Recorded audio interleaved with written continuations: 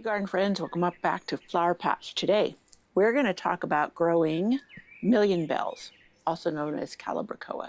So stick around and we'll talk all about growing these things, and I'll even share with you how I overwinter them. This one is 3 years old. So let's get rolling.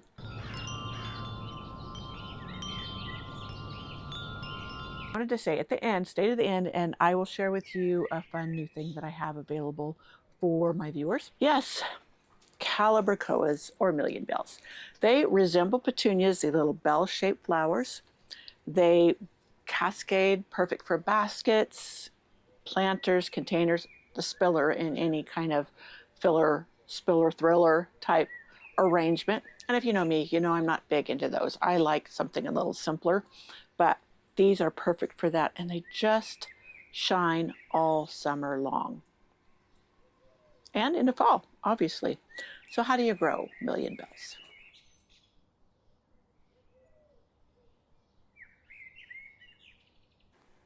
When you choose one, you've got so many colors to choose from.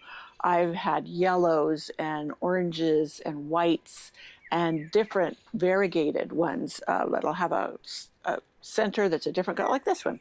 This one has like a yellow center and a pink. Well, I'm going to pull the flower off so I get up close to you. So it has the little yellow center and the pink on the outside.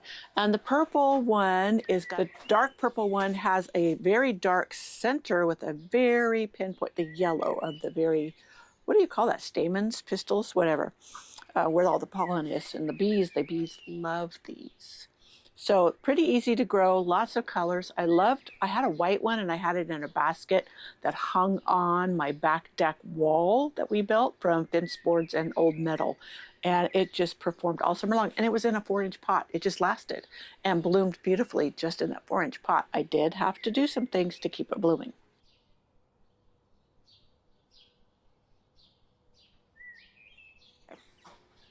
So basically, the best conditions for these are 6 hours of sun a day, especially in climates like mine where we don't get super, super hot. If you have a super hot climate, very arid, then maybe a little bit of late afternoon shade to give it just a brief spell of a break from the heat. But for the most part, these for me have bloomed prolifically right through the heat spells that we endured this summer. Now, as far as the soil conditions, the soil, it likes a well-draining soil, but most things do. The pH, don't worry about it too much. If you use them in containers, you can pot them up with a good quality potting soil, which usually means it's not the cheapest thing at the garden center.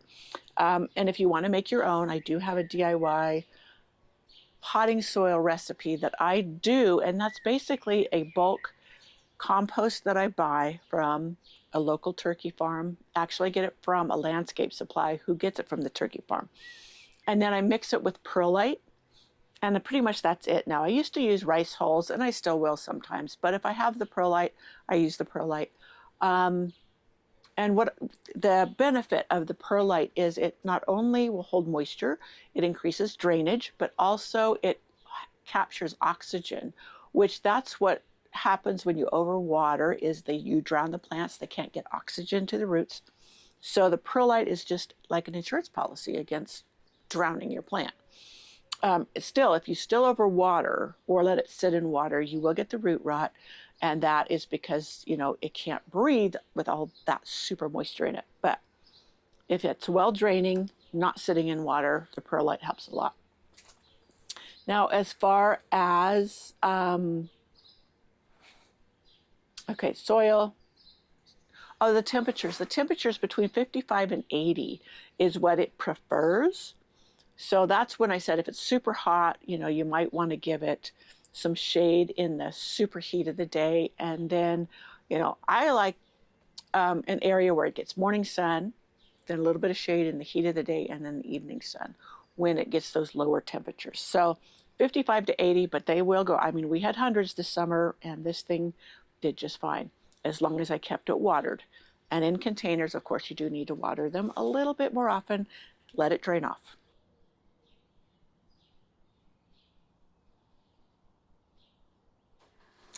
Now, when you're planting up in containers, now I told you about the 4-inch pot. Mine that was in a 4-inch pot blooming so beautifully.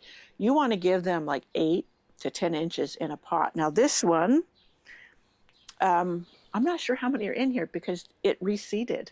This one, it died back. I thought it was dead. I had it hanging in my bespoke greenhouse. And started all this growth started coming up, and I noticed it was seedlings. So that's one thing, as well as the old plants. So let me see, like there's the pink one, I got this light lavender one, and the dark purple one. Now these were just the regular ones I get at a garden center. It wasn't a particular brand name. In fact, the ones that were particular brand names did not come back for me. So sometimes going with your ordinary plants that aren't put out by fancy dancy plant companies will do better for you. So like right here, you see this is a dead stem. Yeah, when I noticed new growth coming up in this one, I just left it alone. And so there's 1, 2, this is a little one, 3, 4. So 4 in here. So it's a little crowded, but it still did okay. But if you want it to grow its optimum, know that 8 inches between plants is good. Now I'd say this is about a 12-inch pot. So I would go with 2 in this. In fact, I will separate this out and do another pot like this so that I have another one to match this to hang on 2 sides of a door or something. And then that'll give it a little more room. So that's for us. And if you put them in the ground, you can. They do beautifully in the garden beds. Do the same. You can plant them a little bit further apart, and then they will fill in and make a beautiful ground cover for you. So watering, is with anything consistent. You want to keep them moist but not wet. Now, if you noticed a yellowing of the leaves, it might mean overwatering, or it can mean that all the nutrients have been leached out of the soil. So that's when you would want to fertilize.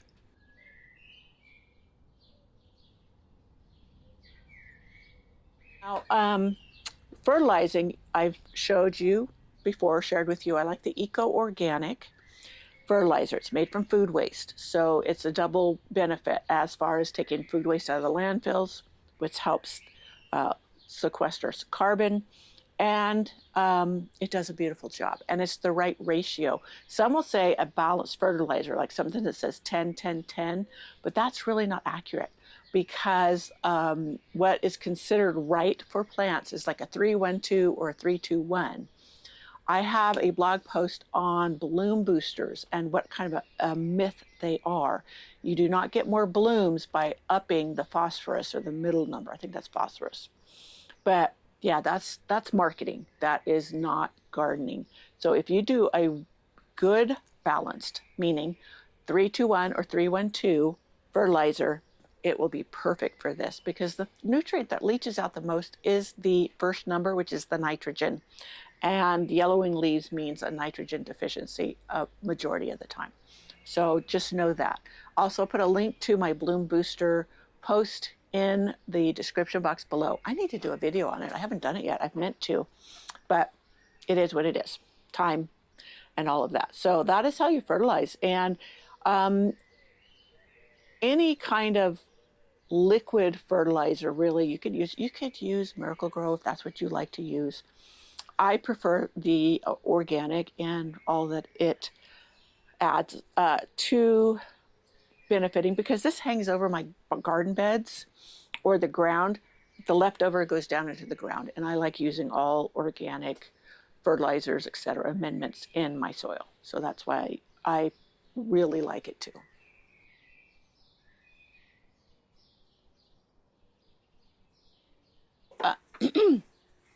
One thing about Calibrachoas is they are self-cleaning. You don't necessarily have to deadhead or prune, but if you pinch back stems, like if they're these when they faded, if I pinch this back, it would send out more bracts. So that would thicken up, make it a little bit lusher. And but that's optional. You can do that if you wish. Now, for winter, I will leave these alone because, as I said, they self-seeded in here last year. I will divide a couple out and put them in another pot. That's the same as this. But then come closer to spring, when these are basically died back, which it will die back, I'll cut them off. And then I keep it either in this greenhouse or in the bespoke greenhouse, and that helps them overwinter. Now, I'm not sure what zones that they are hardy in. I will look that up. Oh, that's how I overwinter them. And they're a little more protected. I'm zone 8B, so inside of the greenhouses, brings what the zone up, I guess, like to 9. And so that's how I get them to overwinter. Anybody in a colder region, I do believe you'd have to take them into the house or somewhere protected like that to get them to overwinter. The little plants, I don't think they had them in 6-packs, but they did have them in the little 4-inch pots, were not too bad as far as price. In fact, I got them on sale on the sale rack, so it was even better priced. But you can grow them from seeds.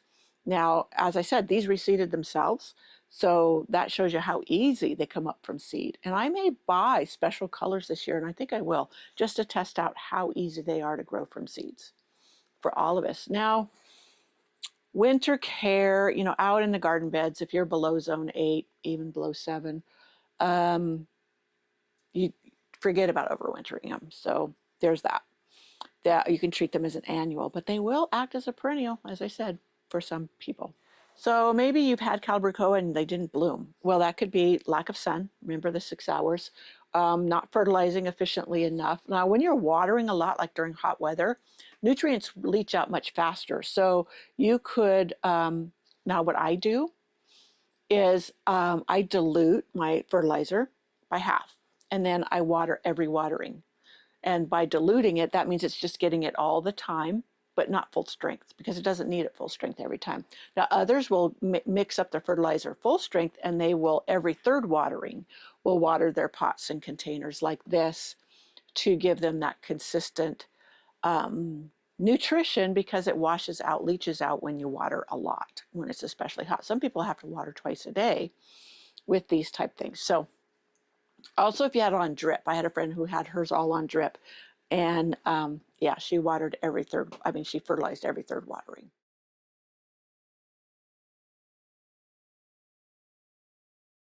So one thing about it, these are a very satisfying plant to grow. I have enjoyed them, been pleasantly surprised with them coming back by themselves yearly. This is the 3rd year, like I said. Yeah, and to me, they've been worth it. And the variety of colors is worth it a lot. And I have a whole blog post on this video, or on growing Calibrachoas, which you can go see that. I will put the link below in the description box. Now, let's get on to the little surprise I have for you. I have a free printable. You can download it, print it, of a garden bed or border planner. Now, it has the planner on one side, and you can double side print, and the other side has a graph. Now, what you do, the graph, each square is a square foot. And what you would do is you would look at your plant tags or plant information, like with my Totally Tangerine GM, the width, 3 feet. So I would, on there, it has width on the planner, and so I put 3 feet. And then the height, and then when it gets planted, when it blooms. And so you can plan at your border for not only spring to fall blooming, but also how far to space your plants to give them the best ability to thrive and do their best. Because if you crowd them, I have a tendency to crowd plants, I admit it. If you get them too crowded, they will not perform at their top beauty. And I am starting to focus on giving plants their room so that they can do their best. And then planting perennials or annuals that will bloom in spring, and then some in summer, and then those in fall, and then even the ones that will bloom throughout the season. My gaillardias, they bloom from spring all the way through fall. So yeah, that planner, I'll have a link, and it'll be sent to you via email in the description box below, where you can download it and print it, and also plan your garden bed or border to be a little more, I don't know, organized with your garden planning. I'm trying. I have a whole planner. I have 3, in fact, different motifs, but they basically have the same pages. on planning a garden. It's a garden journal or a garden planner. And using it, it really helps you to keep track. I tend to start getting lost, meaning I stop using it and then I don't know what plants I put where, and then I'm kicking myself. So I'm trying to be more organized with this, and I thought I would share what I designed for myself so that you could have one too. So go ahead, check it out in the description box. It's free. As I said, you just put in your email with the link and then it'll get sent to you. Alrighty, friends, that is how we grow Calibrachoas here at Flower Patch. And I hope you, if you haven't yet, give them a try and come back this winter or spring when I'm sowing seeds for planting. I'm going to start some and see how easy they really are. Some seeds are easier than others, or flowers, and some years I do better than others, but that's the plan. So I'll see you in my next video. Bye.